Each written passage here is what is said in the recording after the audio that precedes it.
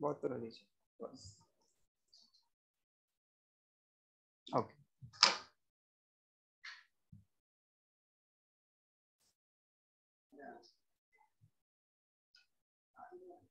सभी बच्चे जो आएंगे वो अपनी वीडियो ऑन रखें।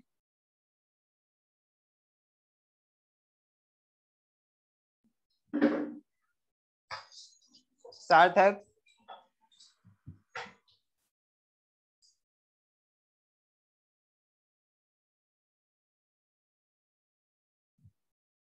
जो बच्चे आते जा रहे हैं वो अपनी वीडियो ऑन रखें।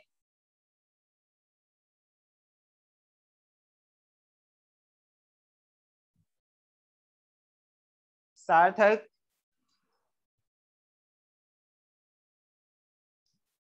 सार्थक अगर आप आ गए हैं तो प्लीज मेरे को यस बोलें।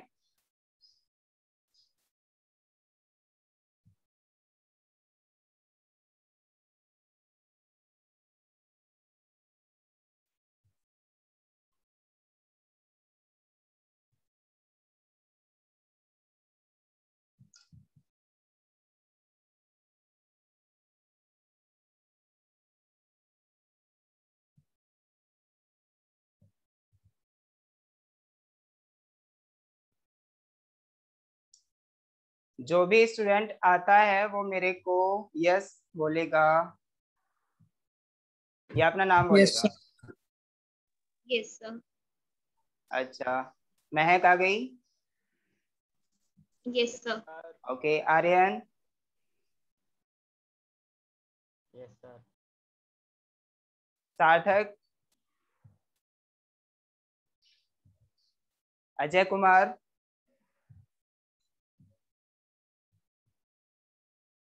अरे सब आ जाओ जल्दी से। अच्छा, अजय कुमार आ गए।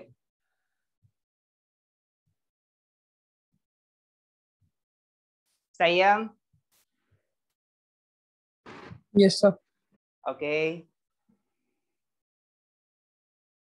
सार्थक। Yes sir. ओके, चलिए। हाँ तो भाई कल जो हमने देखा था वो क्या देखा था? इक्वेशंस देखी थी ना, डेफिनेशन ऑफ इक्वेशन, कितने टाइप की इक्वेशंस होती हैं, कंडीशनल इक्वेशन क्या होती हैं और आइडेंटिटीज क्या होती हैं, इसके बारे में हम अच्छे से समझ गए थे ना। Yes sir. ओके, चलिए अब इससे आगे बढ़ेंगे हम। सभी के पास कॉपी और पेन होना बहुत जरूरी है। मैं आपको कुछ प्रॉब्लम्स दूंगा, पहले वो सॉल्व करवाऊंगा, देखूंगा कि आपको वो सॉल्व करनी आ रही है या नहीं आ रही है। अगर आप सॉल्व करने में समर्थ हैं तो ही हम आगे बढ़ेंगे। ओके,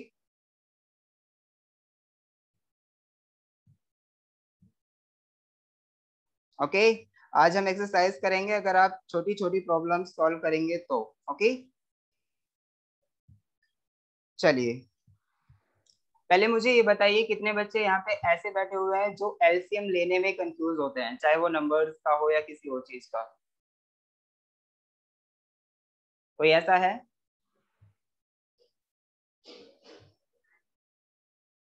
अगर सभी को आते हैं तो प्लीज बताइए। आते हैं सर। महक को आते हैं, यस सर, मुझे भी आता है। सार्थक को भी आते हैं, अजय कुमार। मुझे भी सर। मेरे को भी आता है। ओके, सर मुझे तो भी ऐसा आता है। कोई नहीं है जिसको एलसीएम लेने में कोई प्रॉब्लम होती हो। हाँ, सभी को आते हैं, चलिए ठीक है। हाँ तो हम एक्सरसाइज की तरफ बढ़ेंगे। अगर किसी को भी कोई भी प्रॉब्लम आए तो प्लीज मुझे बताइए। ओके, क्योंकि अगर एक्सरसाइज के क्वेश्चंस आपको समझ नहीं आ रहे हैं तो इसका मतलब वही है जो मैं आपसे पूछ रहा हूँ कि मैथमेटिक्स में आपको प्रॉब्लम आ रही है, छोटी छोटी चीजें आपको समझ नहीं आ रही हैं। तो चलिए भाई, देखिए आपको एक्सरसाइज फर्स्ट ए में एक क्वेश्चन दिख रहा होगा। एक्सरसाइज फर्स्ट ए में क्वेश्चन दिख रहा है आपको। देखिए एक्सरसाइज पहली यूनिट की पहली एक्सरसाइज है ए। ओके, तो इसमें हमारा क्वेश्चन नंबर 1 जो है, ध्यान से लिखिए इसे। द इक्वेशन, एक बार अपनी कॉपी पे लिखिएगा। The equation -7x + 1 is equal to 5 - 3x the equation minus 7x plus 1 is equal to 5 minus 3x will be satisfied for x equal to, यानी इसने हमसे ये पूछा है कि x की किस वैल्यू के लिए ये वाली इक्वेशन हमारी सेटिस्फाई होगी। तो मुझे बताइए सार्थक, कर सकते हैं आप? सर x की वैल्यू पुट कर दो इसमें जो ऑप्शन में दे रखा है। हाँ, x की वैल्यू अगर हम इसमें पुट करेंगे तो ये सेटिस्फाई करेगी ना, यानी इसकी सेटिस्फाई करने का मतलब क्या होता है सार्थक? दोनों तरफ इक्वल आ जाएगा। हाँ, दोनों साइड जो है इसकी इक्वल आएंगी। ओके, तो इसका मतलब ये हुआ कि हमारा ये इक्वेशन जो है यानी x इज इक्वल टू 1 पे सेटिस्फाई हो रही। और अगर हम ऐसा भी ना करें भाई, कई बार ऐसा होता है कि जब हम प्रॉब्लम ऑप्शंस इसमें रख रहे हैं बार बार, तो इतना टाइम हमारे पास नहीं होता कि हम ऑप्शन हर एक ऑप्शन को रख के देख लें। तो हमारे पास एक दूसरा तरीका भी है इसकी वैल्यू फाइंड आउट करने का। तो इसकी वैल्यू कैसे फाइंड आउट करेंगे? महक मुझे बताओ। सर x वाले को माइनस कर देंगे, जैसे -7 + 3 हो जाएगा, -4x आ जाएगा, तो एक x का हो गया तो वो सॉल्व। अच्छा, एक काम करेंगे, इसमें हम x की वैल्यू फाइंड आउट करेंगे, है ना। यानी ये हमारी एक लीनियर इक्वेशन है, ठीक है, लीनियर इक्वेशन। और ये कौन सी इक्वेशन है? कंडीशनल इक्वेशन, ना कि कोई आइडेंटिटी। ओके, कंडीशनल इक्वेशन के बारे में बता चुका हूं ना। हाँ, तो इसमें हम क्या करेंगे, ये जो हमारी लीनियर इक्वेशन है इससे हम x की वैल्यू फाइंड आउट करके देख लेंगे। यानी x की जो भी वैल्यू आएगी वो ऑप्शन अगर मैच कर रहा है, ऑप्शन में हमारे पास कितने ऑप्शन है? 3 ऑप्शन ऐसे हैं जिसमें 2, -1 और सी वाला ऑप्शन दिया हुआ है उसमें 1, है ना।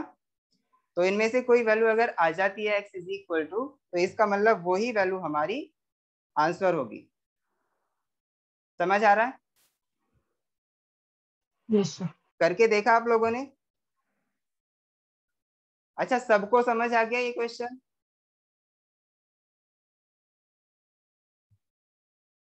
Yes sir. एक मिनट, मैं करा देता हूँ, मैं करा रहा हूँ इसे। मेरे को ऐसा लग रहा है सबको समझ नहीं आया है। सर -1 सही आंसर है। -1 सभी का आ रहा है? Yes sir. Okay, Yes, sir. चलिए तो हम एक काम करते हैं, नेक्स्ट प्रॉब्लम पे चलते हैं। नेक्स्ट प्रॉब्लम जो है हमारी एक्सरसाइज ए की, वो जो है इसमें the root of the equation x + 4/4 + x - 5/3 is equal to 11 है, ठीक है। तो इसका मतलब रूट फाइंड आउट करना है हमें, इक्वेशन गिवन है और इसमें क्या पूछा? Root. What is root of this equation? तो रूट क्या होता है पहले मेरे को ये बताओ, व्हाट इज रूट? आंसर। हाँ, रूट बताओ क्या होता है? रूट की डेफिनेशन बताएगा कोई मुझे? बोथ साइड मल्टीपल होता है। अच्छा, क्या होता है? मल्टीपल। मल्टीपल। बेटा, जब हम कभी भी किसी इक्वेशन के रूट की बात कर रहे होते हैं ना, तो अगर उसकी हमारी वैल्यू क्वाड्रेटिक होती है। इक्वेशन है, एक मिनट सुन लीजिए, अगर हमारी क्वाड्रेटिक इक्वेशन है तो उसकी जो क्वाड्रेटिक इक्वेशन के लिए हमारे 2 रूट होंगे। किसी भी क्वाड्रेटिक इक्वेशन के मैक्सिमम कितने रूट होते हैं? 2 रूट। अगर हमारे पास लीनियर इक्वेशन है तो उसका 1 रूट होता है। क्यों? जब हम किसी भी लीनियर इक्वेशन को सॉल्व करते हैं तो उसकी एक वैल्यू आती है, तो इसका मतलब वो जो वैल्यू है उसी को हम रूट कहते हैं। समझ आया? कभी भी किसी लीनियर इक्वेशन को जब सॉल्व करते हैं तो x की, जैसे मान लो कोई लीनियर इक्वेशन हमारी x की टर्म्स में है और x की हमने वैल्यू कैलकुलेट की, तो x की जो वैल्यू आएगी उसी को हम रूट कहते हैं। ओके, तो चलिए हम रूट फाइंड आउट करने वाले हैं। अब यहाँ पे हम इस प्रॉब्लम को ले लेते हैं। देखिए, हमारे पास जो इक्वेशन है वो है x प्लस, क्या है? x + 4 divided by 4 plus x - 5/3 is equal to 11, ठीक है। तो इसका हमें क्या फाइंड आउट करना है बेटा? रूट फाइंड आउट करना है। What is root? ओके, तो रूट फाइंड आउट करने के लिए हम क्या करेंगे? यहाँ पे जो इस इक्वेशन में x है, ये वाला x, इसकी वैल्यू फाइंड आउट करेंगे। तो इसकी वैल्यू फाइंड आउट करने के लिए हमें क्या करना पड़ेगा, देखिए यहाँ पे एलसीएम लेने की जरूरत पड़ रही है, इसीलिए मैं पूछ रहा था आपको कि एलसीएम लेने आते हैं क्या नहीं आते। अब मेरे को ये बताओ सारे के सारे कि 4 और 3 का जो एलसीएम होता है वो कितना होता है? 12। 4 और 3 का जो एलसीएम होता है वो 12 होता है। यानी यहाँ पे हम डायरेक्ट मल्टीप्लाई करके ही एलसीएम फाइंड आउट कर सकते हैं। ठीक है, तो जब हम इसका एलसीएम फाइंड आउट करेंगे तो यहाँ पे आएगा हमारा 12। ठीक है, देखिए जब हम एलसीएम लेते हैं उसके बाद में क्या करना होता है, आगे इसे सोल्व करेंगे। तो इसे देखिए, जब हमारे पास इसका एलसीएम 12 आया, तो अब बताओ ये जो 12 है वो 4 से कितने टाइम्स कटेगा? 3 टाइम्स। Very good. अगर ये 3 टाइम्स कट रहा है तो जो 4 के ऊपर है उसमें हम किसकी मल्टीप्लाई करेंगे? 4 के ऊपर जो है, इसका मतलब न्यूमरेटर में जो है इसमें हम 3 की मल्टीप्लाई करेंगे। तो 3 की मल्टीप्लाई करके यहाँ लिखेंगे x + 4। ओके, फिर आगे देखिए, आगे क्या है, प्लस का साइन है यहाँ पे बीच में, ये वाला साइन चमक रहा है आपको, प्लस यहाँ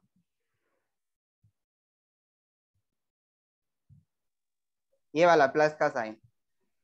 ओके, ये वाला, तो अब प्लस है तो यहाँ पे प्लस। उसके बाद में हम क्या करेंगे, देखो यहाँ पे ये क्या चमक रहा है हमें, 3 दिख रहा है ना? हाँ, 3 का जब हम डिवाइड करेंगे 12 में, जैसे अभी हमने 4 का किया था तो 3 आया, 3 का जब हम 12 में डिवाइड करेंगे तो कितना आएगा? 4। Very good. 4 की कहाँ मल्टीप्लाई करेंगे हम? 4 की मल्टीप्लाई करेंगे x - 5 के साथ। तो 4 multiply x - 5, okay, is equal to क्या है यहाँ पे? 11। ठीक है, बहुत बढ़िया।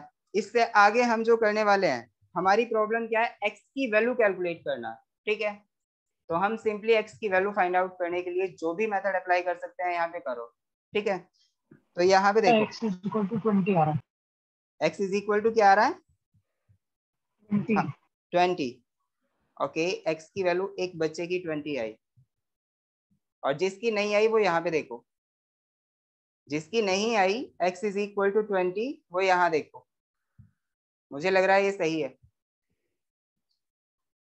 हाँ, तो यहाँ पे हम क्या करेंगे, जब 3 के अंदर मल्टीप्लाई करेंगे तो 3 के अंदर मल्टीप्लाई करने पे 3x + 3 4 जा 12 प्लस यहाँ पे क्या है, 4 के अंदर मल्टीप्लाई करो तो 4x - 4 5 से कितने होते हैं, 20। ठीक है, डिवाइडेड बाय 12, तो यहाँ पे आता है हमारा ये 11। अभी ऐसे ही चल रहा है। ओके, चलिए अब हम क्या करेंगे यहाँ,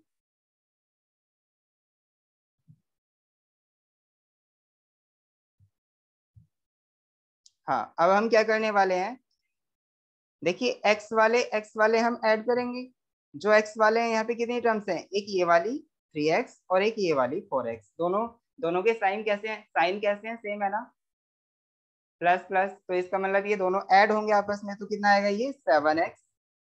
ओके, अगर हम अब देखिए 12 में से कितने सब्ट्रैक्ट हो रहे हैं, 20 सब्ट्रैक्ट हो रहे हैं।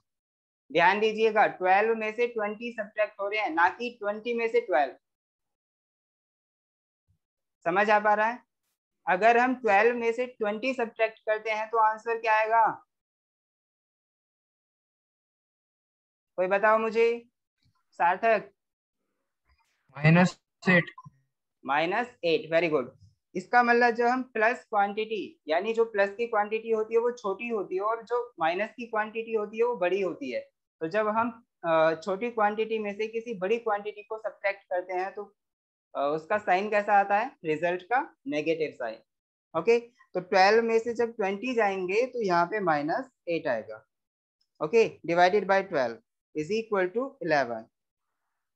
चलिए, इतना तो हमारा हुआ। उसके बाद आगे क्या करेंगे हम, देखिए यहाँ पे, हाँ ये जो 12 है इसकी मल्टीप्लाई इधर हो जाएगी 11 में, तो 7x - 8 = 12 की जब 11 में मल्टीप्लाई करेंगे तो कितना आएगा बेटा? 132। 132। हाँ, 1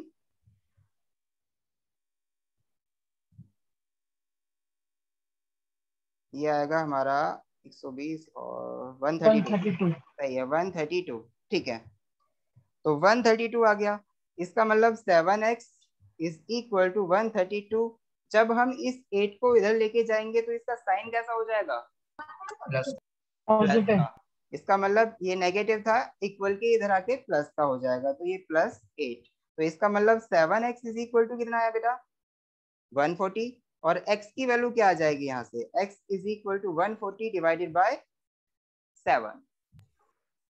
ओके, अब बताओ 140 में जब हम 7 का डिवाइड करेंगे तो कितना आएगा? 20। 20। Very good. तो x इज इक्वल टू 20 आ गया।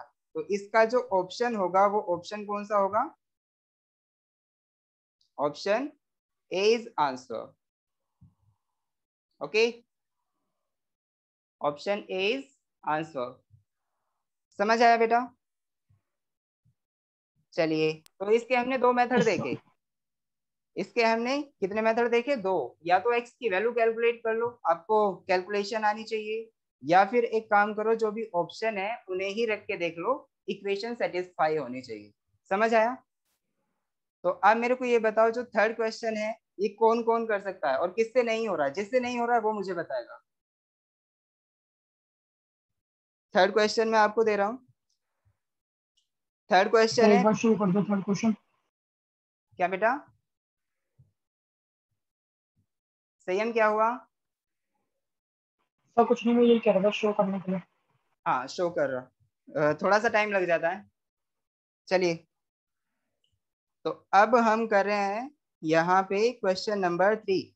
इसमें क्या है? Pick up the correct value of X. Pick up the correct value of X. इसमें क्या है?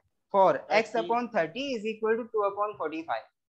तो इसमें x की वैल्यू क्या होगी? बताना, correct value of x। C हाँ, कौन सा ऑप्शन सही होगा इसका? सी सी। सी वाला। सी वाला, वेरी गुड, सही है। किसी को इसमें प्रॉब्लम? सी वाला सर। ओके, एकदम सही क्वेश्चन आंसर दिया इस क्वेश्चन का। किसी को भी कोई प्रॉब्लम हो तो इसे मैं कराऊंगा, सॉल्व कराऊंगा, बताओ जल्दी। नहीं है किसी कोई प्रॉब्लम? आगे बढ़े। चलिए आगे बढ़ते हैं। मेरे को तो ऐसा ही लग रहा है कि आपको सबको आता है। बेटा जो चुप रह गया वो नुकसान में रहेगा। अगर आपको नहीं आ रहा है तो प्लीज बिना शर्माए आप बताएं मुझे। चलिए फोर्थ की तरफ बढ़ते हैं। फोर्थ वाला जो हमारा क्वेश्चन है वो कौन सा है? आपको स्क्रीन पे शो हो रहा होगा। The solution of the equation x plus 24/5। The solution of the equation x plus 24/5 is equal to जो है वो 4 प्लस एक्स अपॉन 4 है। तो इसका आंसर क्या होगा? 6। इसका आंसर जो होगा ऑप्शन ए। किसने बताया? अजय सर। अच्छा, अजय ने। अजय, ये जो इसका आंसर है वो 6 है, आपने ये कहा। चलिए एक बार करके देखें इस ऑप्शन से। चलिए मैं यस सर। इसको चेक करता हूं कि अजय का आंसर सही है या गलत। ओके,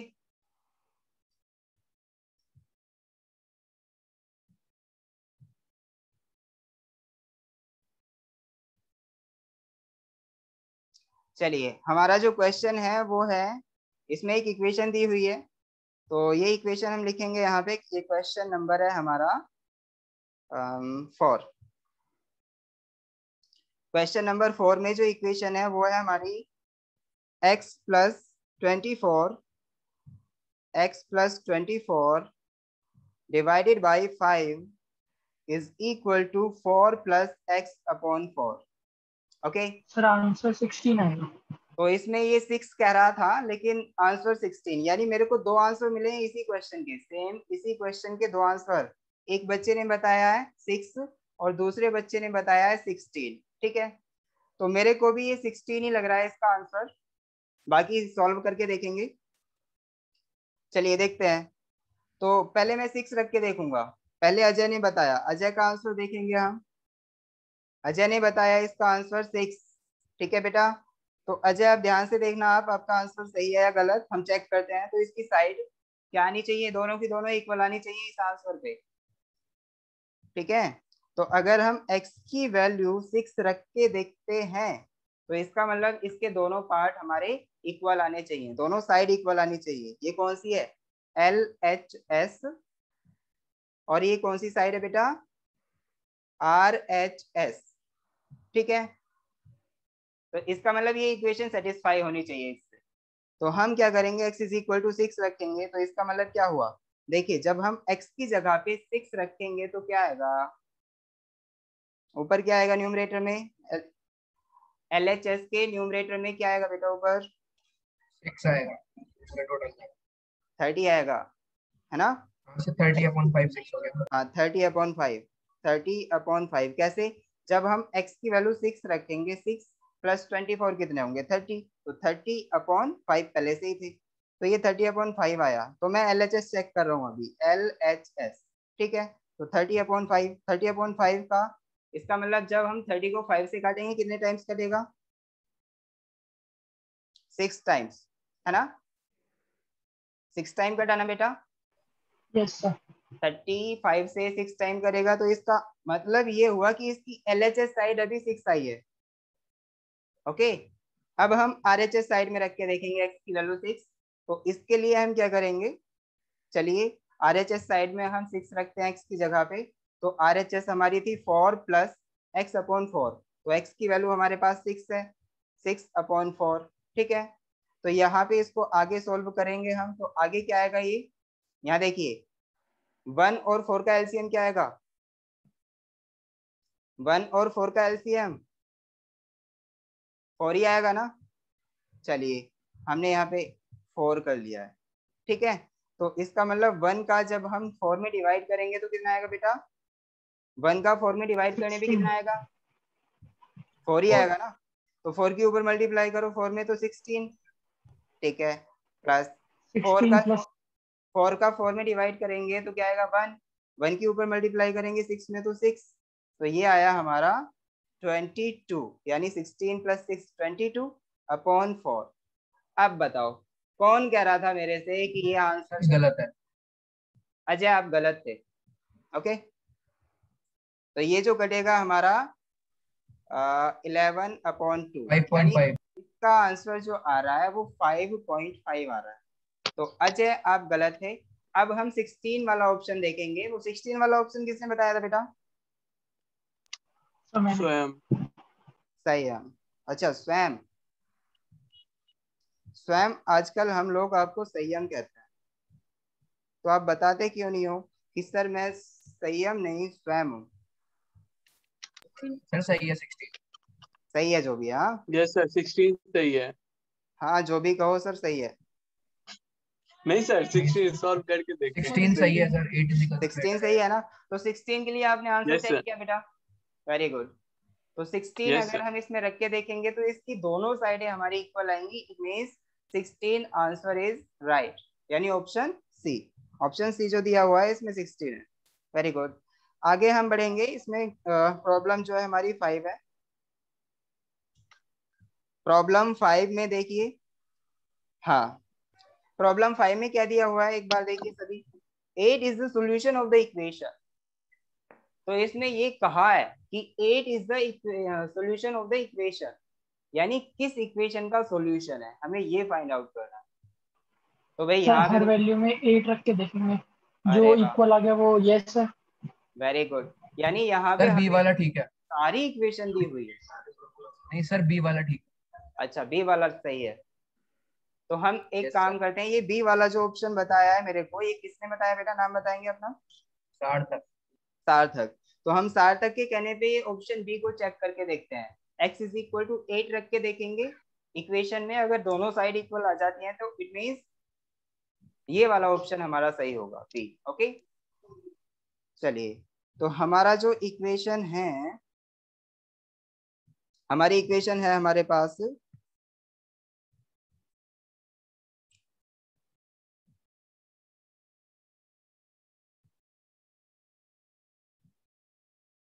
हाँ बेटा, हमारी जो इक्वेशन है हमारे पास वो है, सार्थक की वजह से हमें पता चला कि ये कह रहे हैं कि इसका जो ऑप्शन होगा वो कौन सा होगा, बी ऑप्शन होगा।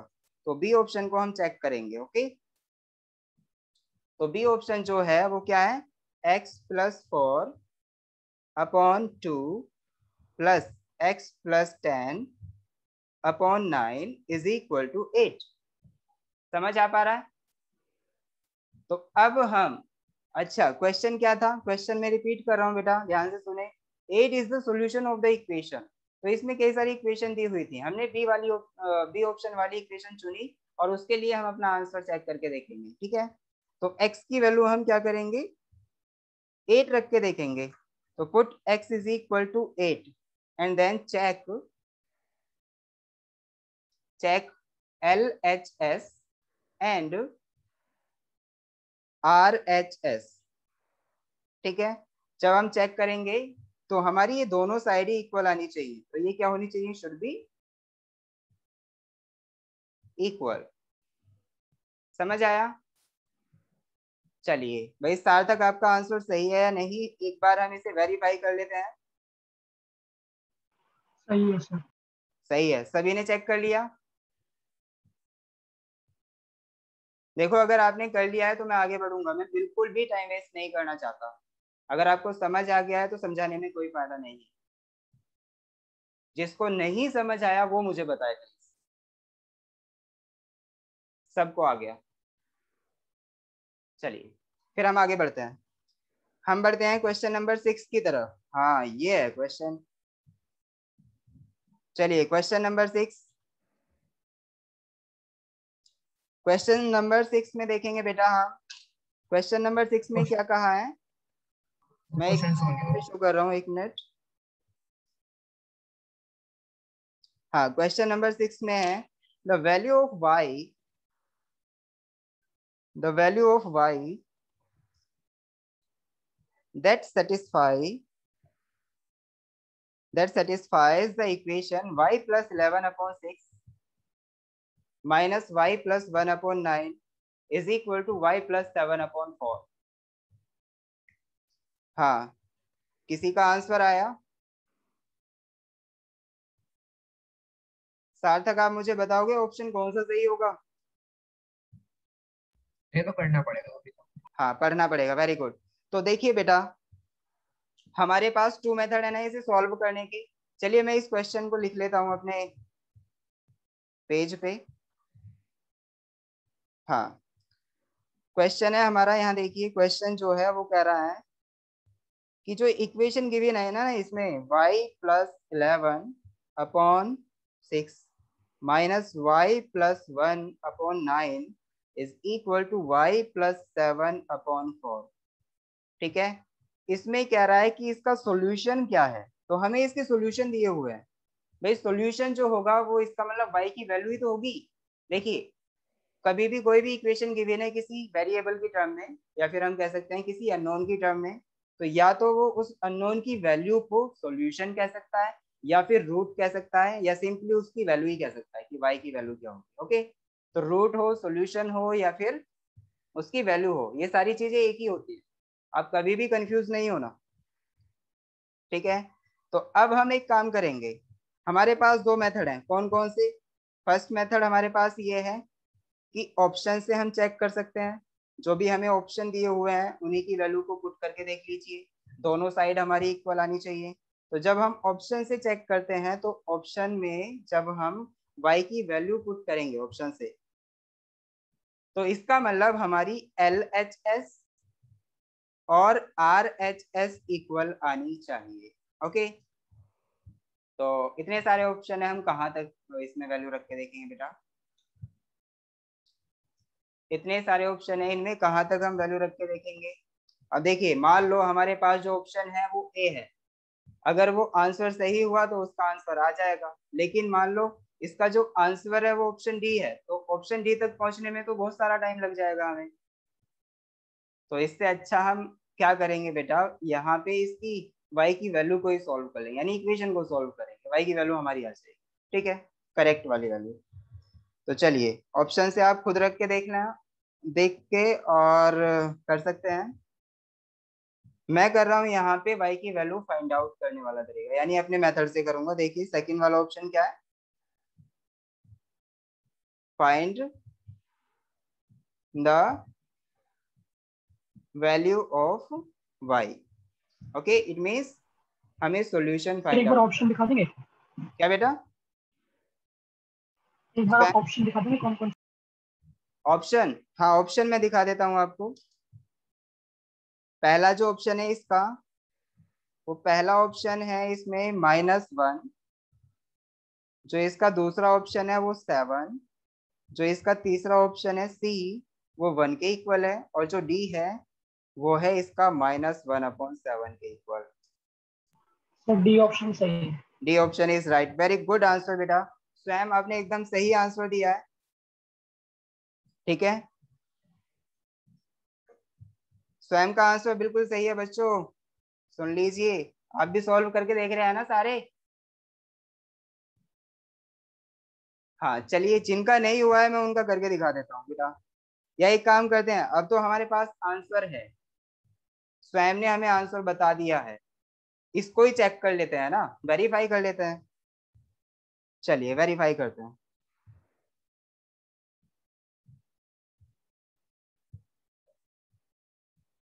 ठीक है, हम वेरीफाई कर रहे हैं। तो हमारे पास जो इक्वेशन है वो है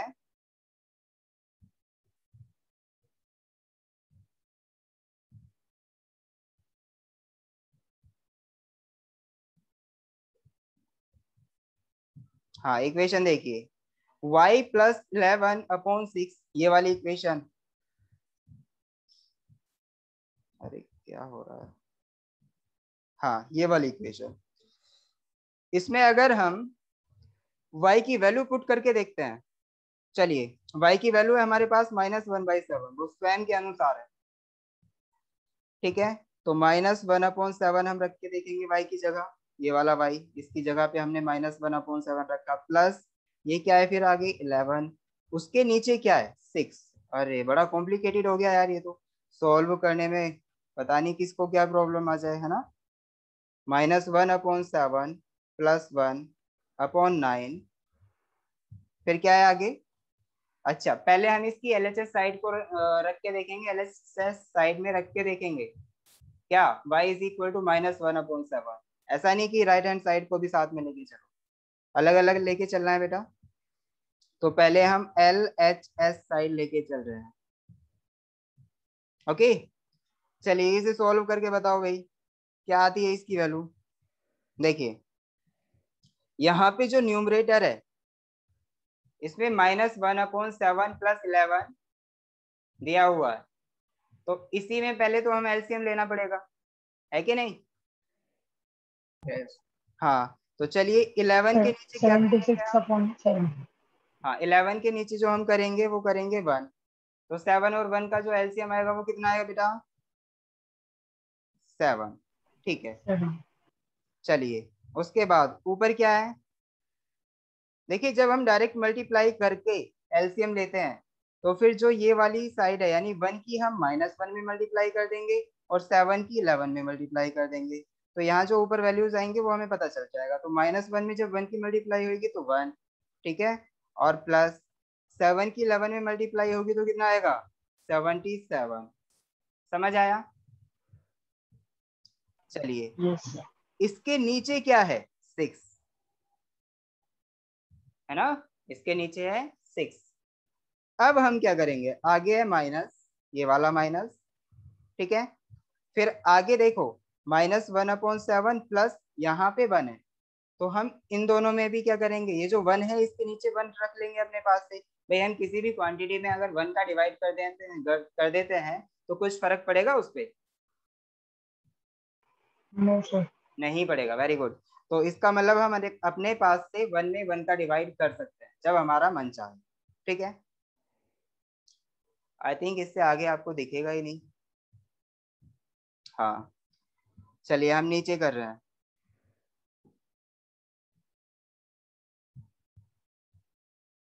हाँ चलिए अब दिख रहा होगा।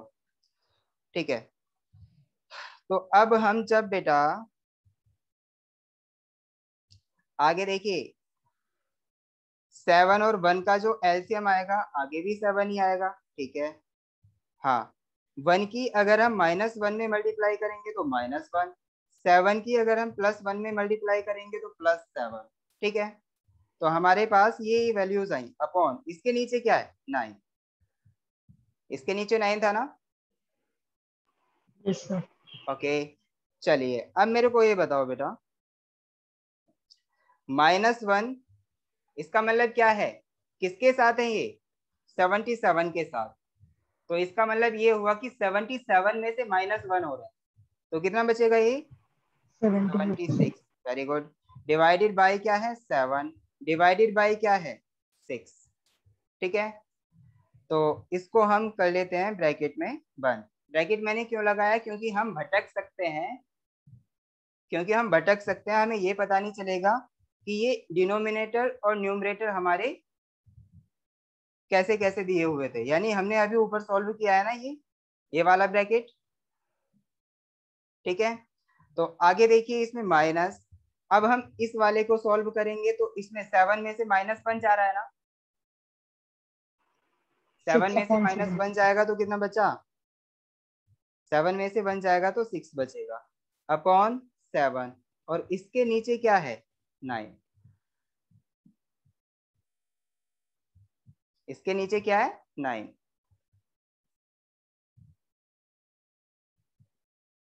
ओके समझ आया आप सबको।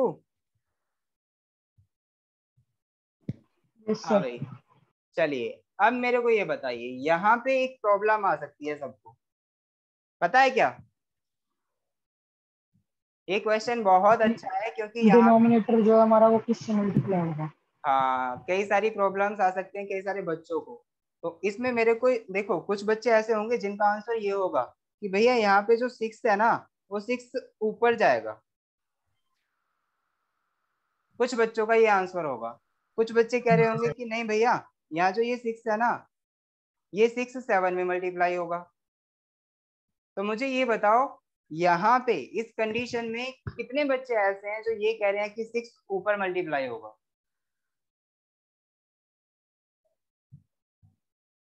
कोई है,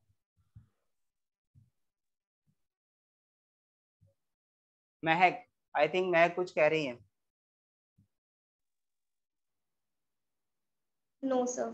नहीं, हाँ तो इसका मतलब यहाँ पे कोई ऐसा बच्चा नहीं है जो कि ये कह रहा हो कि 6 76 में मल्टीप्लाई होगा। बिल्कुल सही बेटा, यहाँ पे जो 6 होगा हमारा वो 7 में मल्टीप्लाई होगा। ओके तो इसका मैं एक आपको सॉल्व करने का मेथड बता देता हूँ। देखिए आप कभी भी कंफ्यूज नहीं होंगे, अगर कंफ्यूजन होता भी है तो देखिए जब हम कभी भी हमारे पास इस तरह से नंबर होते हैं, देखिए जैसे यहाँ पे a upon b upon c है ना, तो इसमें कई बार प्रॉब्लम आ जाती है कि c हमारा ऊपर जाएगा या c हमारा यहाँ मल्टीप्लाई होगा, ठीक है।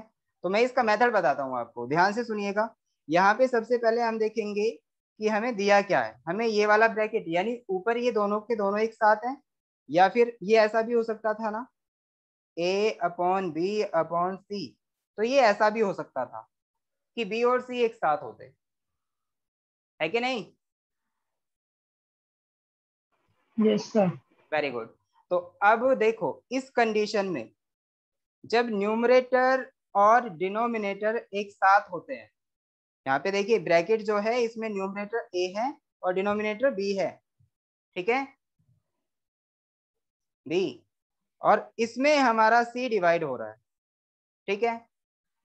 तो अब देखिए हम क्या करेंगे, जो ये c है ना ये बेचारा अकेला है, c बेचारा अकेला है, तो इसके साथ में कुछ लेके चलना होगा, वो अकेला नहीं जाएगा।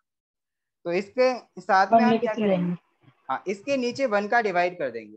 मैंने कहा था ना 1 का हम किसी में भी डिवाइड कर लें उससे कोई फर्क नहीं पड़ता, ठीक है। तो अब हमें पता चल गया इसमें न्यूमरेटर और डिनोमिनेटर क्या क्या है इसका। अब देखो नीचे वाला जो ब्रैकेट है ये वाला, अब मेरे को ये बताओ इसका न्यूमरेटर कौन सा है, c, हाँ डिनोमिनेटर 1, और जाके डिनोमिनेटर बन जाएंगे। हाँ तो अब देखिए अब ये कंप्लीट है, सबसे नीचे वाला सबसे ऊपर जाएगा और सब जो ये बीच वाले हैं ये आपस में मल्टीप्लाई होंगे, ठीक है। तो अब आपको समझ आ गया होगा, जब हमारे पास इस तरह का ब्रैकेट होगा a अपॉन बी अपॉन सी, तो इसका मतलब ये सी बी में मल्टीप्लाई होगा।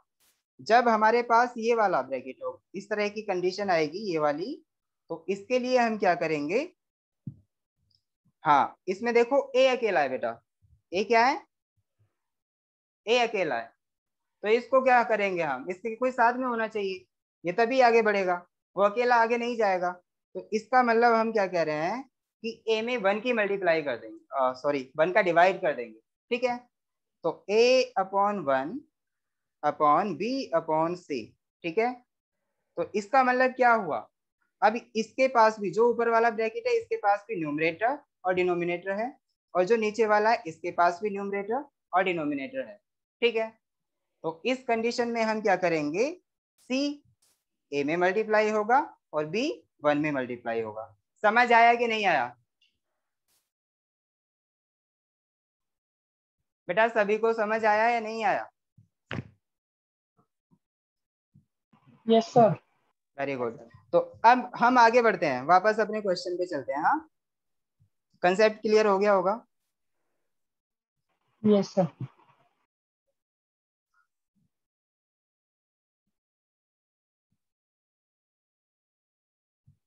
चलिए,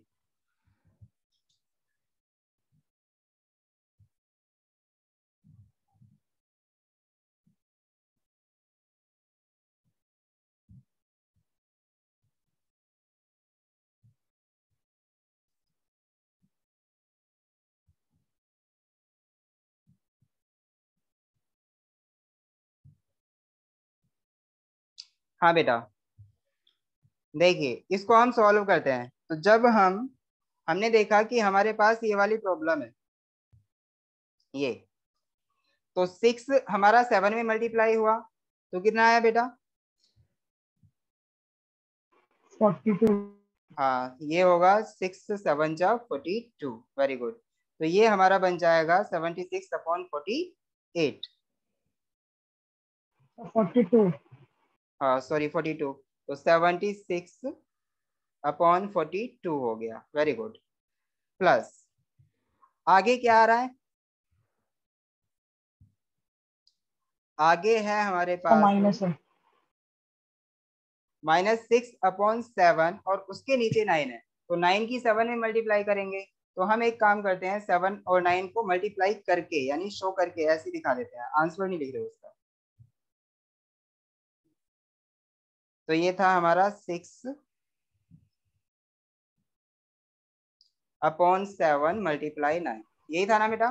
तो प्लस की जगह माइनस आएगा। प्लस की जगह माइनस साइन है, लेट मी चेक, प्लस की जगह माइनस साइन है, हाँ बेटा वेरी गुड, प्लस की जगह माइनस साइन है। हाँ तो इसमें हमारा प्लस की जगह माइनस साइन था, तो इसको हम सही कर लेते हैं, ये हमारा यहाँ पे माइनस साइन। Very good. तो अब देखिए यहाँ पे, हाँ जी मेरे को ये बताइए, पहले हम इसे थोड़ा सा सॉल्व कर लें एलसीएम लेने से पहले, क्योंकि जितना ये सिंपल फॉर्म में होगा उतना ज्यादा आसान होगा सॉल्व करना, ठीक है। तो इसको हम सॉल्व कर लेते हैं भाई। देखिए 3 से ही कितने टाइम्स कटेगा 9, 3 टाइम्स। 3 से 6 कितने टाइम कटेगा? 2 टाइम्स, है ना। चलिए 2 से ही कितने टाइम्स कटेगा? 42, 21 टाइम्स। Very good. 2 से ही कितने टाइम्स कटेगा? 38। 38 टाइम्स। Very good. तो ये आंसर ये हमारा डेवलप होके कितना आ जाएगा? 38 अपॉन 21 माइनस 2 अपॉन 3 7 जा जो होते हैं बेटा कितने होते हैं? 7 3 जा 21। देखिए यहाँ पे हमारा डिनोमिनेटर सेम आ रहा है ना, तो इसका एलसीएम लेने में हमें कोई प्रॉब्लम नहीं है। तो 21 हमारा डिनोमिनेटर हो गया, ठीक है। चलिए अब यहाँ पे 21 हमारा जब इसका एलसीएम आ गया, क्योंकि दोनों के डिनोमिनेटर हमारे सेम है, ये भी और ये भी, तो हम 21 ही इसका एलसीएम लिख सकते हैं। इसका मतलब आपको ये समझ आ रहा होगा, हम जब भी एलसीएम लेते हैं हम एलसीएम वो क्वांटिटी लेते हैं जो कि डिनोमिनेटर जो हम है ना हमारा किसी भी फ्रैक्शन में जो डिनोमिनेटर होता है, इसका मतलब एलसीएम कटना चाहिए। ठीक है, तो 21 तो हमारा देखो इस 21 से भी कट जाएगा और इस 21 से भी कट जाएगा, है कि नहीं। चलिए 21 से 21 कितने टाइम्स कटेगा, 1 टाइम। तो 21 बन जा 21, तो इसका मतलब यहाँ पे 1 आया और 1 की ऊपर वाले यानी 38 में हम मल्टीप्लाई करेंगे 1 की, तो कितना आएगा 38 ही आएगा माइनस। 38। हाँ 21 का जब हम 21 में डिवाइड करेंगे तो 1 आया और 1 के ऊपर मल्टीप्लाई करेंगे तो 2 ही रहेगा। तो ये आ गया हमारा 36 divided by 21। Okay, 36 divided by 21 is the answer. क्या हम यही छोड़ दें इसे? No sir. नहीं, वेरी लोअर्स्ट गुड। टर्म। इसका मतलब इसे और सिंपल करना पड़ेगा। तो इसका मतलब किससे कट रहा है ये? 3। हाँ 3 से। 3 बन जा 12/7। 3, 3 टू जा 3 बन जा 3, 3 टू जा 6। Very good. अब 3 से 7 टाइम्स कटा तो इसका आंसर आया हमारा 12/7। तो ये हमारा 12/7 आ रहा है। और हमारा ऑप्शन क्या था बेटा? सर ऑप्शन में अभी हमें आरएचएस सॉल्व करना है। आरएचएस सॉल्व करना है अभी। अभी हमारा आरएचएस भी बचा है। तो आरएचएस देखिए इसका क्या है। आरएचएस जो था हमारा वो था बेटा, ये तो हो गया हमारा एलएचएस। चलिए इसको यहीं छोड़ देते हैं, एलएचएस मान के। ठीक है, अब हमें आरएचएस भी इसका सॉल्व करना है। तो आरएचएस जो है इसका मैं यहाँ पे दिखा रहा हूँ बेटा, आरएचएस इज द y + 7/4।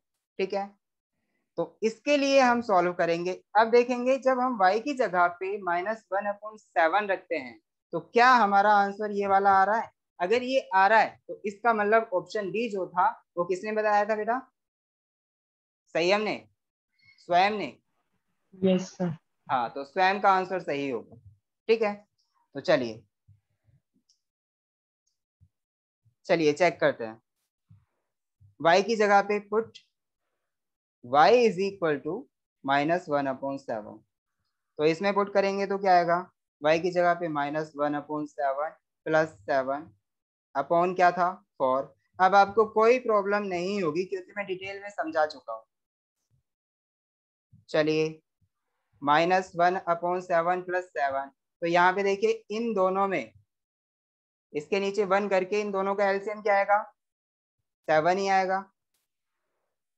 ठीक है, हाँ इन दोनों का एलसीएम 7 आ गया। जब हम 7, इसका मतलब 7 हमने जो एलसीएम लिया है वो इन दोनों की मल्टीप्लाई करके लिया है, 7 और 1 की। तो इस केस में हम क्या करेंगे, इसकी 1 की इधर मल्टीप्लाई और 7 की इधर मल्टीप्लाई करके लिख देंगे। तो 1 की 1 में मल्टीप्लाई होगी तो -1 प्लस 7 की 7 में मल्टीप्लाई होगी तो 48। ठीक है, और डिवाइडेड बाय क्या है बेटा? 4। तो इसका मतलब ये हुआ 48 - 1 कितने होते हैं? 1 मिनट बेटा, 47।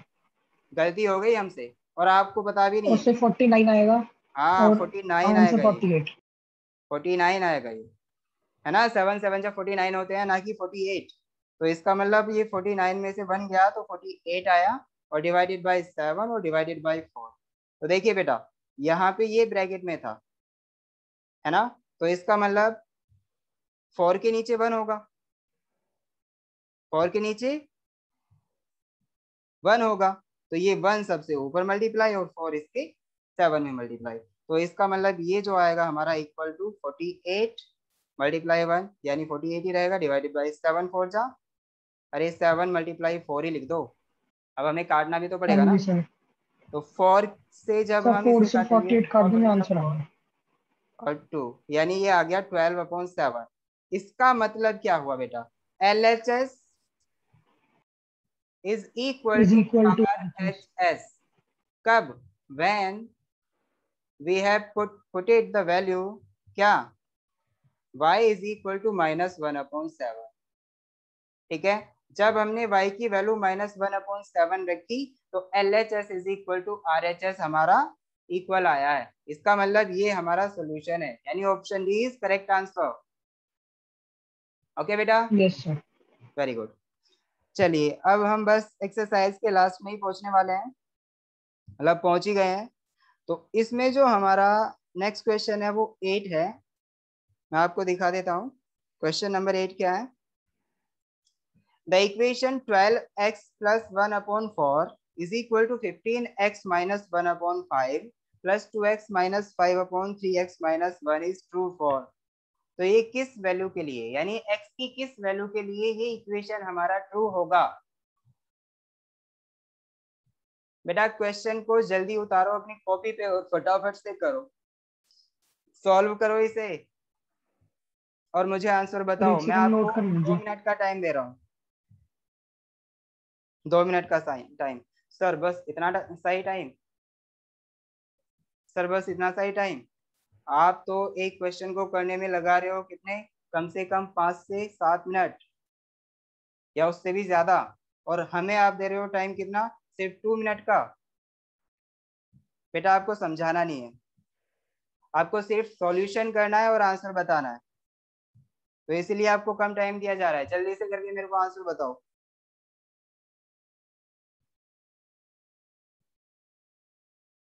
आया किसी का आंसर?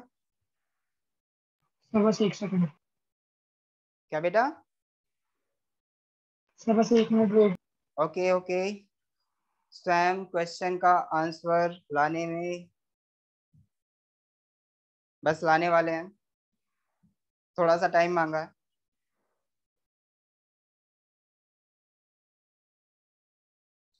महक,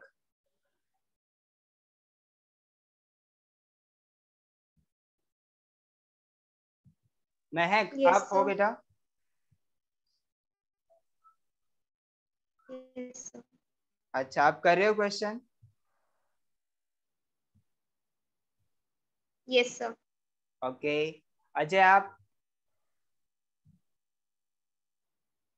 अजय? Yes sir. अच्छा आप भी कर यस रहे हैं। सर। सार्थक आप?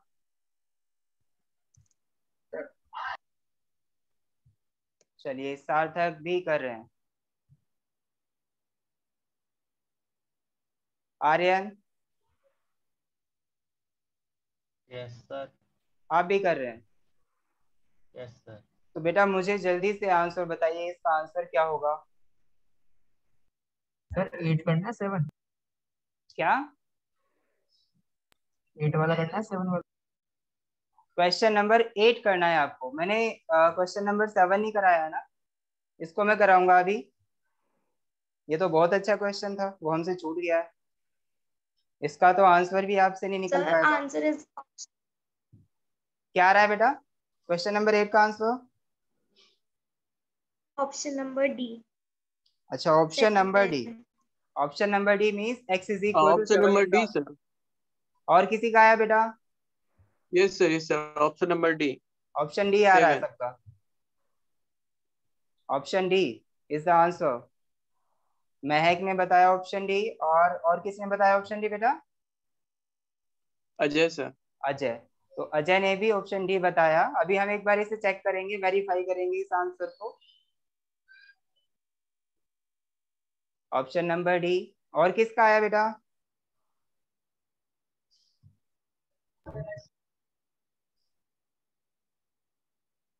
चलिए अब टाइम अप हो गया है आपका, अब मैं करके इसे दिखा रहा हूँ, ठीक है?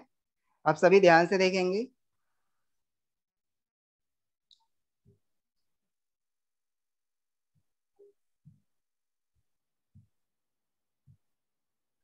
चलिए बेटा,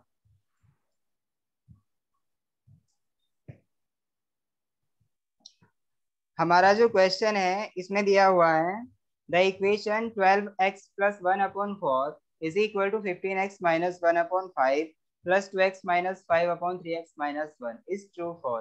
इसका मतलब इसमें हमारे ऑप्शन जो दिए हुए हैं वो दो बच्चों ने बताया मुझे कि डी ऑप्शन सही है, तो हम इसी के लिए चेक करके देखेंगे। x इज इक्वल टू 7 के लिए ये सही है, ठीक है? चलिए, तो हमारे पास जो इक्वेशन है वो है बेटा 12x plus 1 upon 4 is equal to 15x minus 1 upon 5 plus 2x minus 5 upon 3x minus 1। चलिए x इज इक्वल टू 7 के लिए हम इसको चेक कर रहे हैं। Check for x is equal to 7। ठीक है सर कोई ऑप्शन -7 भी था? बेटा क्या? कोई ऑप्शन -7 भी था? -7 नहीं था आपका, कहीं पे कहीं ना कहीं आपका मिस्टेक हुआ होगा बेटा, चेक कीजिए स्वयं। एक बार हम चेक कर लेते हैं, अगर इसमें -7 आ रहा है ऑप्शन, तो उसे भी हम चेक करेंगे कि वो सही है या नहीं। ठीक है चलिए x इज इक्वल टू 7 के लिए चेक करते हैं। अगर हमारा x इज इक्वल टू 7 सही है, इसका मतलब LHS और RHS इक्वल आ रहे हैं, तो ही हम कहेंगे कि x इज इक्वल टू 7 सही है। ओके तो हम इसकी LHS साइड लेके चलेंगे। LHS कौन सी है? 12x plus 1/4। इसमें हम x की जगह पे 7 रखेंगे, तो 12x x की जगह पे 7 प्लस 1 देखिए यहाँ पे मैंने ब्रैकेट दिखाया है, x की जगह पे ब्रैकेट में 7 लिखा है, तो इसमें मल्टीप्लाई का ही मतलब है इसका। पता है ना सबको? कोई कंफ्यूज मत होना बेटा। तो 12 की 7 में मल्टीप्लाई करेंगे तो बेटा कितना आएगा?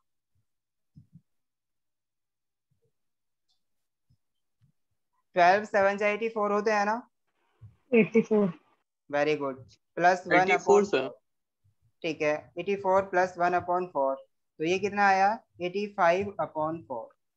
ओके अब क्योंकि ये पूरा पूरा तो कटने वाला है नहीं, तो 85/4 ही इसको रहने दीजिए। ठीक है चलिए अब हम इसे नेक्स्ट यानी RHS में रख के देखेंगे x इज इक्वल टू 7। ठीक है तो इसके लिए देखिए भाई, RHS पहले हम नीचे लिखें, हाँ लिख लेते हैं चलो। हाँ यहाँ पे है हमारा 15x। 15x की जगह पे हमें क्या रखना है बेटा?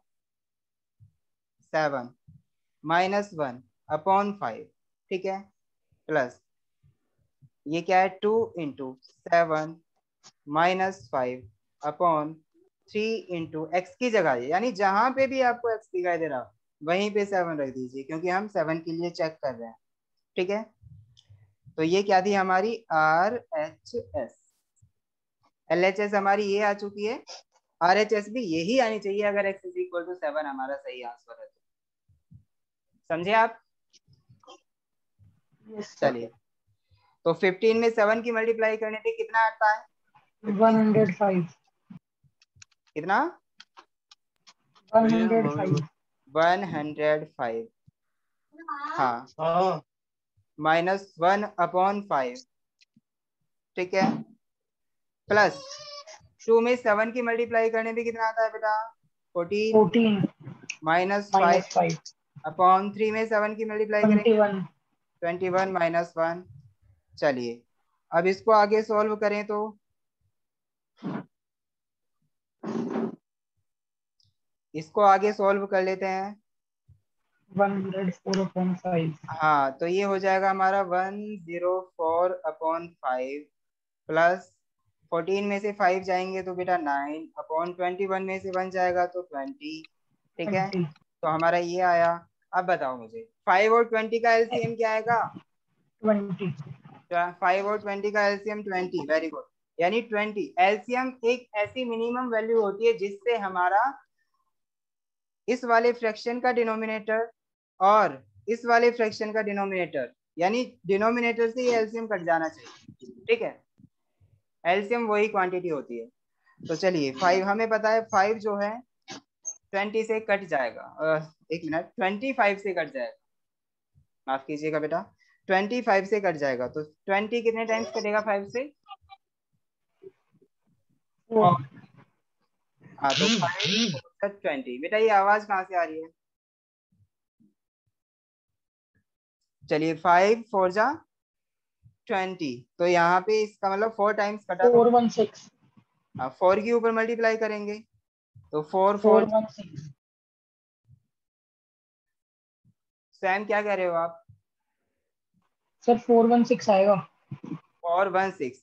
जब हम 104 में 4 की मल्टीप्लाई करेंगे तो 4 1 6 आया। सही कहा बेटा। आगे जब हम देखेंगे 20 से ये कितने टाइम्स आएगा? 20 1 टाइम। 9 हाँ तो 1 9 की ही टाइम आया। में मल्टीप्लाई करेंगे तो 9 आया। तो जब हम इन्हें ऐड करेंगे तो ये आ जाएगा बेटा हमारा 425, ठीक है, डिवाइडेड बाय 20। चलिए अब हमारा काम क्या रह गया? इसको थोड़ा सा सिंप्लीफिकेशन करना है यहाँ पे, है ना। तो सिंप्लीफाई करना है तो उसके लिए हम क्या करेंगे? देखिए 5 से ही कट जाएगा 4 टाइम्स, 5 से कटा 4 टाइम्स, 5 से ये भी कट रहा है ना, लेकिन कितने टाइम्स कट रहा है? कितने टाइम्स कट रहा है? 85। हाँ ये कट रहा है हमारा 4 8 जा 40, 2 बचा यानी 25 और 4 5 एक मिनट 5 8 जा 5 8 जा चल रहा था ना, तो ये हो गया हमारा 40, 25 हो गया तो 5 5 जा 25 यानी 85/4 यहाँ पे भी आ गया है। तो इसका मतलब बेटा क्या हुआ? RHS और LHS हमारी x इज इक्वल टू 7 के लिए सही आ रही है ना। तो option D is right answer. Very good. किसने किसने बताया था ये वाला option? Option D is right answer, x is equal to 7। Okay okay sir. अरे मुझे लग रहा है आपको दिखाई नहीं दे रहा है। सर दिखाई दे रहा है, बस थोड़ा सा एंड में कट रहा है। बेटा अगर थोड़ा बहुत भी कट रहा है तो आप प्लीज मुझे इन्फॉर्म करें, क्योंकि कई बार मेरा ध्यान जो होता है वो पढ़ाने पे होता है और मैं ऊपर देख ही नहीं पाता हूँ कि आपको दिख रहा है या नहीं दिख रहा है। ओके चलिए समझ आ गया ना बेटा सबको? Yes sir. चलिए अब हम आगे बढ़ते हैं। अच्छा इसमें आपको देखो, जब आप देखेंगे ना 9th क्वेश्चन को तो इसमें पॉइंट्स वगैरह देख के आप डर जाएंगे, ऐसा लग रहा है मुझे। क्वेश्चन नंबर 9 को एक बार पढ़ो वो भी और 7th भी नहीं हुआ। हाँ क्या नहीं हुआ बेटा? 7 नहीं हुआ। क्वेश्चन नंबर 7 भी हम करने वाले हैं। चलिए क्वेश्चन नंबर 9 से पहले हम 7 ही करते हैं, ठीक है? ओके बेटा। तो 7 का ए आंसर है। 7 का ऑप्शन ए आंसर बता रहा है कौन बेटा? स्वयं? आर्यन आर्यन। अच्छा आर्यन बता रहा है। इसका आंसर बेटा ए नहीं है। सर एक सेकंड बताया ना, बताना मत क्या है, एक सेकंड। हाँ एक बार चेक करो और फिर मेरे को बताओ। मुझे ऐसा लग रहा है कि इसमें जो पी की है कोई वैल्यू ही नहीं आएगी। वो सॉल्यूशन पूछ रहा है। सॉल्यूशन क्या होता है? जो भी हमारी वेरिएबल टर्म है उसकी वैल्यू फाइंड आउट करनी होती है।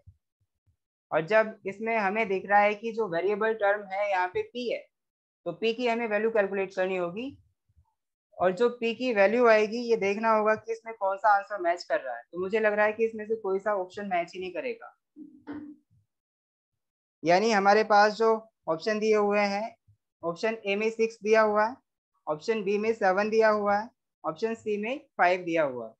तो इन तीनों ऑप्शंस में से कोई भी मैच नहीं करेगा ऐसा मुझे लग रहा है। और इसका आंसर फिर नन ऑफ दीज हो जाएगा, डी ऑप्शन। सर पी की वैल्यू 5 आ रही है तो पी तो की वैल्यू सी आंसर 5 आ होगा। रही है। आपने चेक किया सी। पी की वैल्यू 5 आ रही है?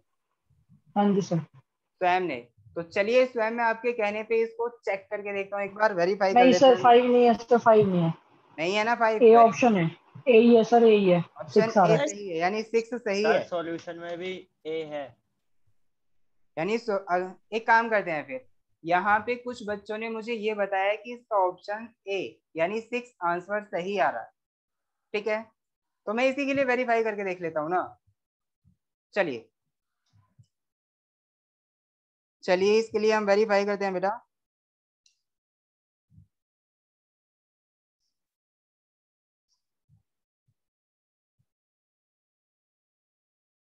हाँ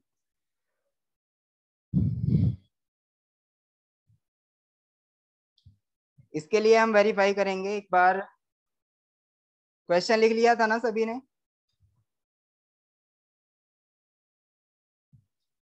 क्वेश्चन नंबर 7 था, ठीक है? क्वेश्चन नंबर 7 में था p + 2। अगर नहीं लिखा तो प्लीज लिखो बेटा। p minus 3 plus p plus 3 into p minus 4 is equal to जो आंसर इसमें दिया हुआ है राइट हैंड साइड में वो p इंटू 2p माइनस 5। ठीक है इसमें इसका सॉल्यूशन पूछा है बेटा, शो नहीं हो रहा। सर। ठीक है 6। अब शो हो रहा है सभी को? सर Yes, मैं कह sir. रहा हूँ 6 ठीक है। अच्छा 6 ठीक आ रहा है। चलिए 6 के लिए हम वेरीफाई कर लेते हैं एक बार, क्योंकि कई बच्चों ने हमें एक अलग ऑप्शन बताया है, तो भाई अब मैं क्या मानूंगा। तो p इज इक्वल टू 6 पे मैं इसे वेरीफाई करके देखूंगा।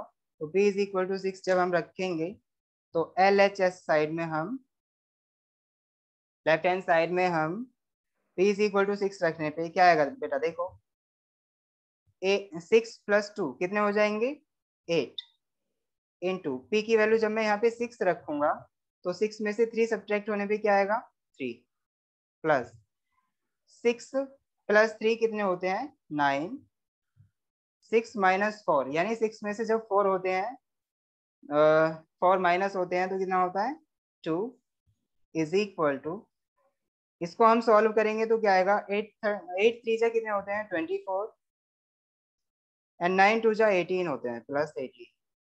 तो ये कितना आया बेटा आंसर 24 में 18 अगर 42. हम ऐड करेंगे तो 8 एंड 4 2 3 1 4 यानी 42। इसका मतलब 42। तो सेकंड यानी RHS साइड जो है हमारी ये भी 42 ही आनी चाहिए। तो RHS के लिए देखेंगे इसकी वैल्यू, तो यहाँ पे P की वैल्यू जैसे ही हम 6 रखेंगे तो 6 इंटू 2, देखिए 6 में जब 2 की मल्टीप्लाई होगी तो क्या आएगा 12 माइनस 5, ठीक है। तो 12 में से 5 गए तो कितने बचे बेटा 7, मल्टीप्लाई कितना हो रहा है इसमें 6, तो 7 6 या 42। इसका मतलब ये हुआ कि x इज इक्वल टू, नहीं सॉरी x नहीं है यहाँ पे p है, तो p इज इक्वल टू 6 के लिए ये हमारा इक्वेशन ट्रू है, यानी इक्वेशन सेटिस्फाई हो रहा है। Yes, sir. इट मीन्स इसका मतलब बेटा ये हुआ कि हमारा जो ऑप्शन होगा वो ए यानी x is sorry p is equal to 6 जो है वो हमारा सही आंसर होगा। ओके चलिए अब हम 9 जो इसमें प्रॉब्लम दे रखी है हमारी 9 उसे सॉल्व करते हैं। हाँ बेटा 9 कितने प्लस ऐसे 3 है। बच्चे हैं यहाँ पे जो इस प्रॉब्लम को सॉल्व कर सकते हैं? आपको सभी को स्क्रीन पे शो हो रही होगी प्रॉब्लम। 9 बताओ, क्वेश्चन नंबर 9 कर सकते हो आप सॉल्व? सर सी। Yes, sir. सर एक मिनट दीजिए. सभी कर सकते हैं?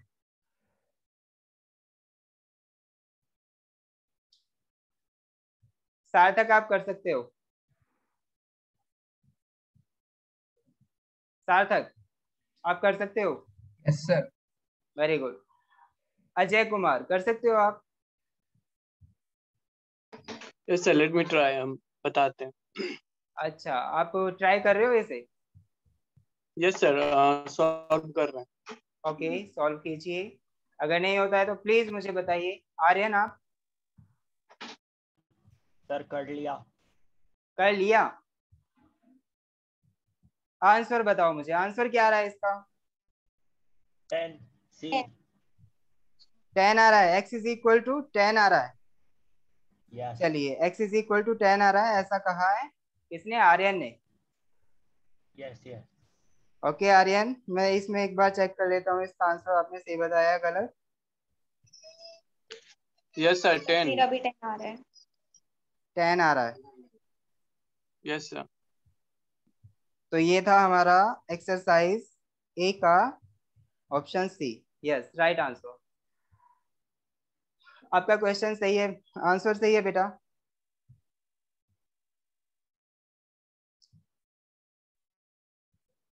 हाँ इसका मतलब x is equal to 10 is the right answer. इसका मतलब जब हम यहाँ पे x इज इक्वल टू 10 रखेंगे तो ये वाली इक्वेशन क्या होगी? सेटिस्फाई होगी। ठीक है तो सभी बच्चों ने कर लिया है तो मैं इसे छोड़ देता हूँ। अभी हमारे पास कुछ मिनट्स बचे हुए हैं, जैसे कि 18 मिनट बचे हुए हैं, तो 18 मिनट में हम काफी कुछ कर लेंगे बेटा। चलिए एक्सरसाइज हम फिनिश कर चुके हैं ना। Yes sir. हाँ, तो अब हम एक नई चीज पढ़ने वाले हैं। नई चीज के आपने नाम तो सुना ही होगा, फ्रैक्शन। सुना है बेटा fraction? Yes sir. Very good. अच्छा मेरे को ये बताइए, आप सभी बताइए कि जो फ्रैक्शन होता है उसकी फॉर्म कैसी होती है? ए अपॉन बी।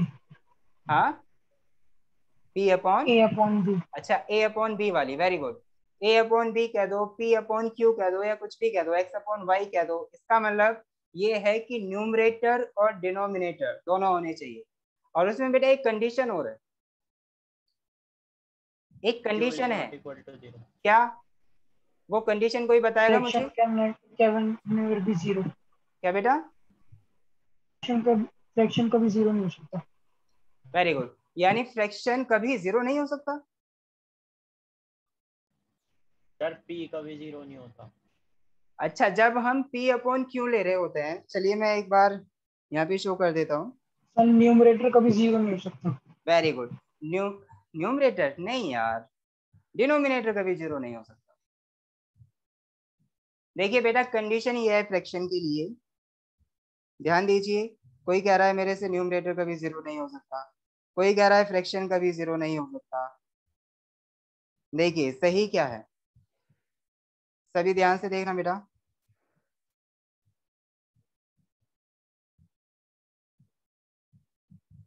हाँ, देखिए जब हम फ्रैक्शन पढ़ेंगे ना बेटा, तो फ्रैक्शन जो होता है, हाँ, फ्रैक्शन जो होता है इसकी फॉर्म कैसी होती है? इसमें एक न्यूमरेटर होता है और दूसरा डिनोमिनेटर होता है। आपको पता ही है कि जो ऊपर वाला होता है वो न्यूमरेटर होता है और जब नीचे वाला होता है वो डिनोमिनेटर होता है। ठीक है, तो इसका मतलब fraction can be written in the form x upon Y, या तो हम ऐसे लिख सकते हैं, और p अपॉन क्यू, है ना, और a अपॉन बी। बच्चों ने ऐसा ही बताया, a अपॉन बी, इसको भी हम फ्रैक्शन कहते हैं। इसका मतलब सभी में हमारा न्यूमरेटर है, डिनोमिनेटर है, न्यूमरेटर है, डिनोमिनेटर है, इसमें भी न्यूमरेटर है और इसमें भी डिनोमिनेटर है, सभी में है। चलिए बेटा, अब मेरे को ये बताइए, यहाँ पे एक कंडीशन है। मैंने क्या कहा? कंडीशन। कंडीशन क्या है यहाँ पे? कंडीशन, कंडीशन इसकी ये है कि जो इसमें न्यूमरेटर, सॉरी न्यूमरेटर नहीं, डिनोमिनेटर होगा,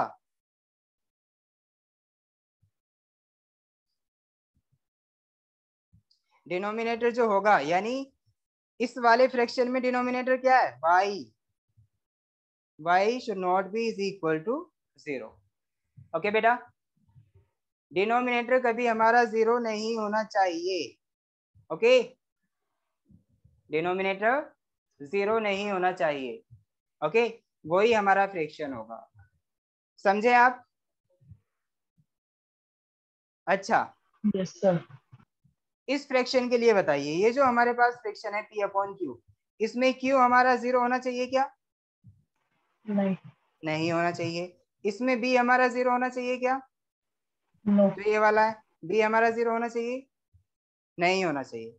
इसका मतलब किसी भी फ्रैक्शन का डिनोमिनेटर, यानी जो डिनोमिनेटर होता है वो जीरो नहीं होना चाहिए, वो तभी हमारा फ्रैक्शन होगा। ओके, ये कंडीशन है।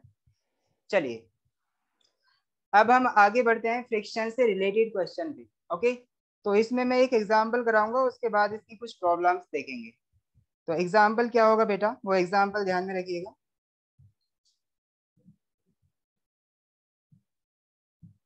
चलिए एग्जांपल जो है, हाँ, फ्रिक्शन का आप समझ गए ना, फ्रिक्शन क्या होता है। तो मैं आपको एक क्वेश्चन एग्जांपल के बेस पे एक क्वेश्चन दे रहा हूँ, ठीक है, एक क्वेश्चन है, इसकी हेल्प से हम समझेंगे कुछ फ्रैक्शन के बारे में। तो मुझे ये बताइए बेटा, इसमें जो क्वेश्चन है ये है कि the denominator of a fraction, लिखिए सभी, the denominator of a fraction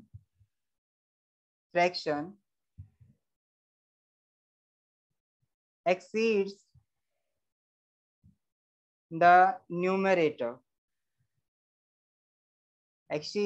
the numerator by 5।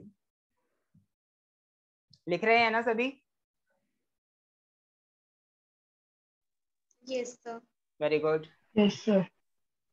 by 5, आगे लिखिए, एंड इफ 3b exceed और 3b added, 3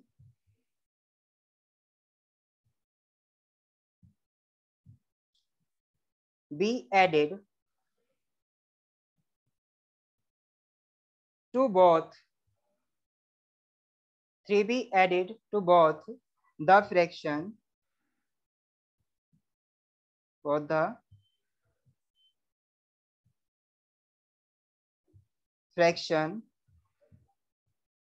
become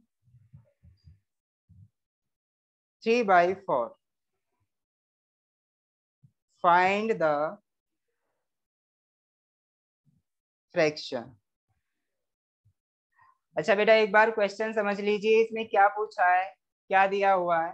देखिए मैं इसे रीड कर रहा हूं, एक बार ध्यान से सुनना। The denominator of a fraction exceeds the numerator bye 5। इसका मतलब ये है कि जो डिनोमिनेटर है वो हमारा 5 बड़ा है, यानी 5 बड़ा है किससे? न्यूमरेटर से। ओके, उसके आगे क्या कहा है? And if 3b added to both, 3b added to both, इसका मतलब अगर हम 3 ऐड कर दें both means numerator and denominator में, तब क्या हो रहा है? बोथ। फिर क्या कह रहा है? The fraction becomes 3/4। तो हमारा जो फ्रैक्शन है वो कितना बन जाता है? 3/4 बन जाता है।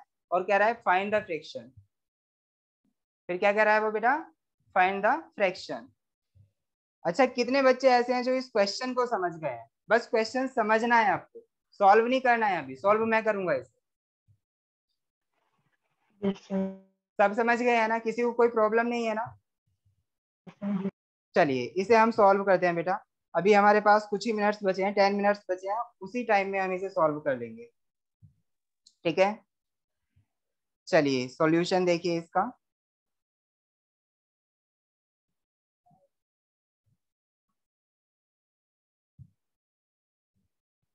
सॉल्यूशन देखिए बेटा। हाँ, इसमें क्या कह रहा है? फ्रैक्शन। तो सबसे पहले हम फ्रैक्शन मानेंगे। तो फ्रैक्शन के लिए इसमें कह रहा है denominator of a fraction exceeds the number numerator bye 5। तो देखिए जब भी हमारा कोई भी चीज है, चाहे डिनोमिनेटर एक्सीड हो रहा है या फिर न्यूमरेटर एक्सीड हो रहा है, न्यूमरेटर देखिए यहाँ पे दिया हुआ है डिनोमिनेटर एक्सीड किससे? न्यूमरेटर। तो पहले हमारे पास न्यूमरेटर की वैल्यू तो हो बेटा, पहले हमारे पास न्यूमरेटर की वैल्यू तो हो। तो हम क्या करेंगे? सबसे पहले न्यूमरेटर मानेंगे, है ना? तभी हम एक्सीड करेंगे। कितना एक्सीड करेंगे? न्यूमरेटर को 5 तक एक्सीड करेंगे, तब डिनोमिनेटर आ जाता है। ठीक है, तो let us consider, late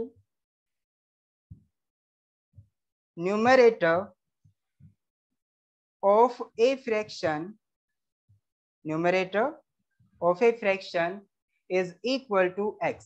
okay, ये हमने कंसीडर किया, numerator of a fraction is equal to x। अब हम क्या मानेंगे? तो अब बताइए, जो हमारे क्वेश्चन के अकॉर्डिंग डिनोमिनेटर कितना हो जाएगा? डिनोमिनेटर ऑफ दैट फ्रैक्शन कितना दिया हुआ है आंसर में? क्वेश्चन में क्या दिया हुआ है कि denominator of a fraction exceeds the numerator bye 5। इसका 5 मतलब + 5। अगर हमने न्यूमरेटर को x के इक्वल माना है तो डिनोमिनेटर कितना हो जाएगा? कितना हो जाएगा बेटा? y + 5। नहीं, X plus- x plus 5, the denominator of that fraction is equal to हो जाएगा x plus 5। समझ आया? न्यूमरेटर और डिनोमिनेटर सेम रहेंगे, x और x। हाँ बेटा, समझ आया आपको? आपको दिख पा रहा है? Yes, sir. Very good. तो इसमें न्यूमरेटर Yes, अगर sir. x है तो डिनोमिनेटर हमारा 5 एक्सीड होके, यानी न्यूमरेटर से 5 एक्सीड होके, इसका मतलब x plus 5 बन जाएगा। ठीक है, तो अब मुझे ये बताइए, जब न्यूमरेटर x है, डिनोमिनेटर x plus 5 है, तो फ्रैक्शन क्या बन जाएगा? Upon x plus 5। तो फ्रैक्शन आया हमारा x upon x plus 5। Very good. चलिए, एक कंडीशन हमारी यहाँ पे आ चुकी है। ठीक है, अब आगे क्या कह रहा है? And if 3 be added to both, and if 3 be added to both, इसका मतलब जब हम न्यूमरेटर और डिनोमिनेटर में 3 ऐड कर देते हैं। देखिए डिनोमिनेटर यहाँ पे कितना है, एक मिनट, न्यूमरेटर यहाँ पे कितना है बेटा? x है कि नहीं? न्यूमरेटर यहाँ पे x है कि नहीं? मेरे को आंसर क्यों नहीं मिल रहा है बेटा? आप जवाब क्यों नहीं दे रहे हो? yes, हाँ, देखिए यहाँ पे x हमारा क्या है? न्यूमरेटर। x plus 5 क्या है? डिनोमिनेटर। तो आगे क्वेश्चन में कह रहा है if 3 be added to both the fraction become 3/4, यानी अगर हम न्यूमरेटर और डिनोमिनेटर दोनों में 3 ऐड कर देते हैं तो हमारा जो नया फ्रैक्शन आता है वो फ्रैक्शन कितना बन जाता है? 3/4 बन जाता है। ठीक है, तो उस फ्रैक्शन को हमें फाइंड आउट करना। ठीक है, तो चलिए अब हम इसे सॉल्व करते हैं। अभी तक हमारे पास जो फ्रैक्शन आया है वो आया है x अपॉन x प्लस 5। ठीक है, x अपॉन x प्लस 5। जब हम 3 ऐड कर देते हैं टू बोथ, समझ आया? फ्रैक्शन क्या था? x upon x plus 5। जब हम इन दोनों में 3 ऐड कर देते हैं तो हमारा फ्रैक्शन क्या बन जाता है बेटा? 3/4 बन जाता है। इसका मतलब ये 3/4 के इक्वल हो जाएगा। तो यहाँ पे आपको एक इक्वेशन नजर आ रही होगी, आ रही है? sir। हाँ, तो हाँ, ये एक हाँ, इक्वेशन आ गई है हमारे पास, इक्वेशन डेवलप हो गई है। तो इसकी हेल्प से हम फ्रैक्शन फाइंड आउट कर सकते हैं। ठीक है, कि वो फ्रैक्शन क्या था। ओके, फ्रैक्शन अभी हमारे पास x अपॉन x प्लस 5 है। जब हमारे पास x की वैल्यू होगी तभी हम इसमें फ्रैक्शन फाइंड आउट कर सकते हैं। x की वैल्यू यहाँ पुट करेंगे, फ्रैक्शन की वैल्यू आ जाएगी। ठीक है, तो x की वैल्यू किसकी हेल्प से फाइंड आउट करेंगे? इस इक्वेशन की हेल्प से जो यहाँ पे आई। समझे आप? तो मुझे जल्दी से फटाफट आप इसकी वैल्यू फाइंड आउट करके बताइए। 12। क्या आ रही है? 12 आ रही है इसकी वैल्यू। इसकी वैल्यू आ रही है 12। आपने सही कहा।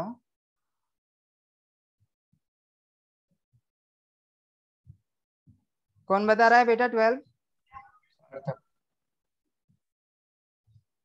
x is equal to 12। किसने बताया बेटा? तो बस 5 मिनट की बची। तो?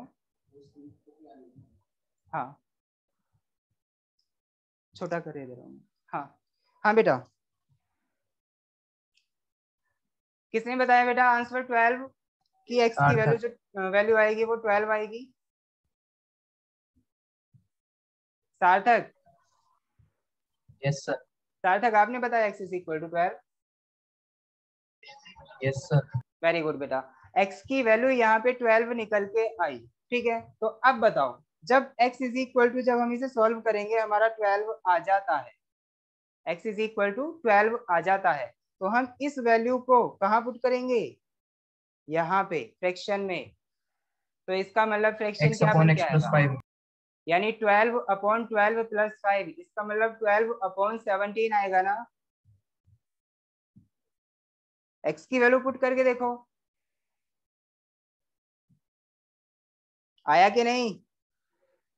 नहीं आया? चलिए मैं करके बताता हूँ। देखिए बेटा, ये बात ध्यान में रखिएगा। कि हमारी x की वैल्यू क्या आई,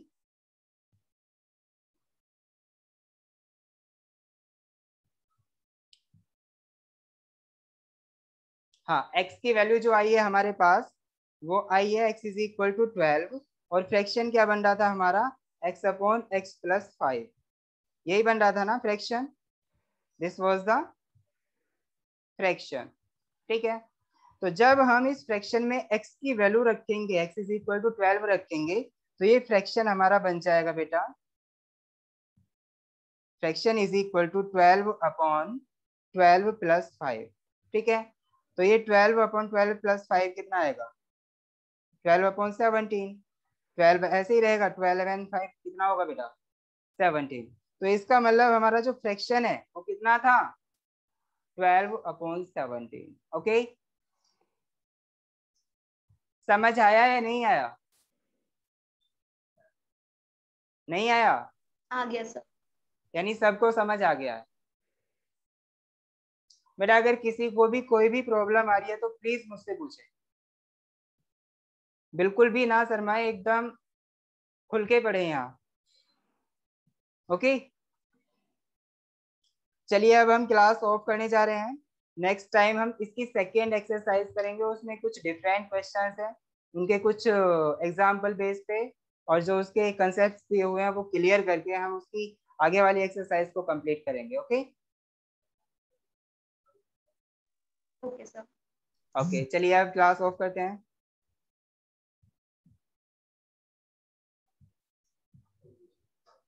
हो गया।